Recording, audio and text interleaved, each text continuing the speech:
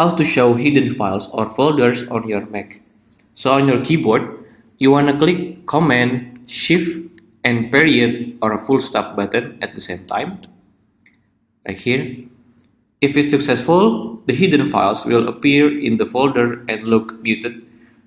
If you don't see any hidden files like I do here, it's more likely that there were no hidden files in the particular folder. And to undo it, you want to click the same again, the Command, Shift, and period.